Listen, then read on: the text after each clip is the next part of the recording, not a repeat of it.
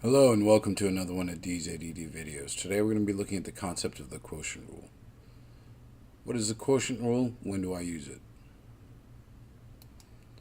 If I have two variables being divided and I'm asked to find the derivative of x, so in this case use some term x squared or x cubed plus 1 squared, whatever it is, some x variable term. V is the same thing, another x variable term.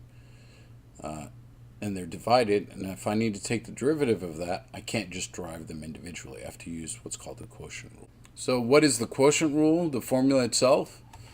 Well, you derive the top times the bottom with no change minus the derivative of the bottom times the top with no change over the bottom squared. All right? Some of you that have some creative teachers have come up with different acronyms that will help you. One of the acronyms I've used in the past for students that don't like using V's, some books use F's and G's, is just to write if you call this low and this high, you can rewrite the quotient rule as low D high minus high D low over low squared. I'm not going to even tell you what some of the students told me that their high school teachers taught them because it made my jaw dropped. But for me, low D high minus high D low over low squared works just fine, where you take the derivative of whatever's after the D.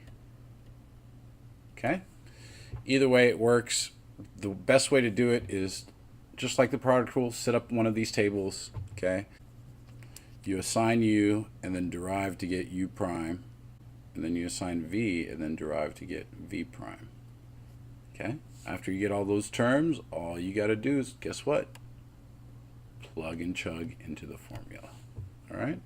Quotient rule is not too bad. It's the algebra that follows that a lot of people have problems with, especially when you're doing critical points, trying to find your extrema and stuff like that. We'll learn later on. But I hope I've clarified this concept enough for you to practice some. Again, practice is the key to making all this confusing stuff understandable. And more practice is how you get to master this stuff and not even really worry about it for your exam. Okay? So practice, practice, practice. Also make sure you check out the example videos as always. Pause the examples and try them before you see the solution for best results. Thank you and have a nice day.